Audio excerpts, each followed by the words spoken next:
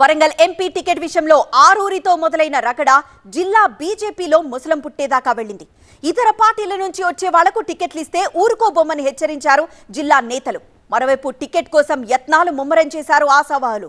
దీంతో టికెట్ విషయంలో పునరాలోచనలో పడింది బీజేపీ రాష్ట్ర నాయకత్వం. వరంగల్ బీజేపీలో ముసలం పుట్టింది.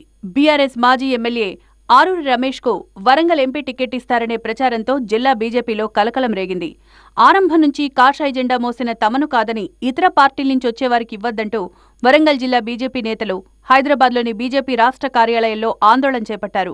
ఎంపీ టికెట్ స్థానికులకే ఇవ్వాలని జిల్లా బీజేపీ దళిత నేతలు డిమాండ్ చేశారు.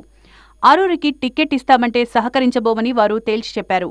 వరంగల్ జిల్లాలో ఎవరు లేరు కాబట్టి కొత్త వాళ్ళను, ఇతర పార్టీలలో ఉన్న వాళ్ళను, వాళ్ళ స్థితిగతులు, వాళ్ళ చరిత్ర ఎట్లా అన్నా ఉండని, మరి అలాంటి వాళ్ళను పికప్ చేస్తూ పార్టీలో పనిచేస్తున్న, పార్టీలో ఉన్న శ్రేణులను విస్మరించడం, అందులో ఇక్కడ ఎవరు లేరు అని ప్రచారం జరగడం మాలాంటి వాళ్లకు ఆశావాహులు 12 మంది ఉన్నారు.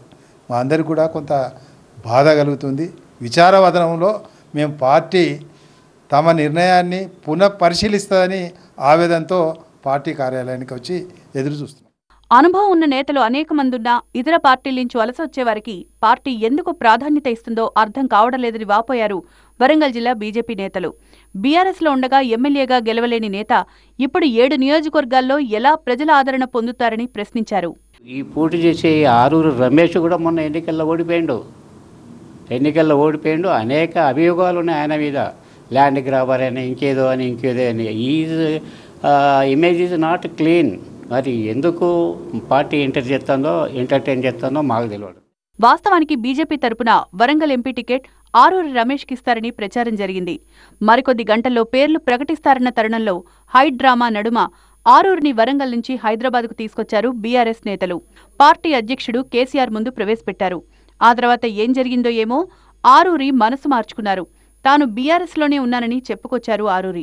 దీంతో బీజేపీ విడుదల చేసిన రెండో జాబితాలో వరంగల్ టికెట్పై ఎటువంటి ప్రస్తావన చేయలేదు కమలనాథులు. ఆరూరి స్కిడ్ అవడంతో జిల్లాకి చెందిన మాజీ మంత్రి విజయ రామారావు, ఒంటేరు జైపాల్, కొండేటి శ్రీధర్, చిటూరి అశోక్, దుబాసి వాసుదేవ్, బొజ్జపల్లి సుభాష్, మార్తా రాజభద్రయ్య సహా పలువురు ఆశావాహులు తమ యత్నాలు ముమ్మరం చేశారు. బీఆర్ఎస్ ఇప్పటికే కడియం శ్రీహరి కుమార్తె డాక్టర్ కడియం కావ్యను రంగంలో దించడంతో బీజేపీ మాదిక సామాజిక వర్గానికి చెందిన KMC assistant professor doctor Sujatha BJP ticket కోసం ప్రయత్నాలు ప్రారంభించారు. బీజేపీ రాష్ట్ర నాయకత్వంతో ఆమె చర్చలు జరుపుతున్నట్లు తెలిసింది. రిటైర్డ్ ఐపీఎస్ అధికారి కృష్ణప్రసాద్ కూడా బీజేపీ నుంచి టికెట్ ఆశిస్తున్నారు. వరంగల్ జిల్లాలో సమర్థులైన నేతలు చాలా మందున్నారని, పార్టీ దృష్టి సారిస్తే బావుంటుందని జిల్లా బీజేపీ నేతలు పార్టీ అధిష్టానానికి సూచిస్తున్నారు. జిల్లా నేతల ఆందోళనలతో రాష్ట్ర స్థాయి నాయకత్వం వరంగల్ ఎంపీ టికెట్ విషయంలో వ్యూహాన్ని మార్చుకున్నట్లు తెలుస్తోంది.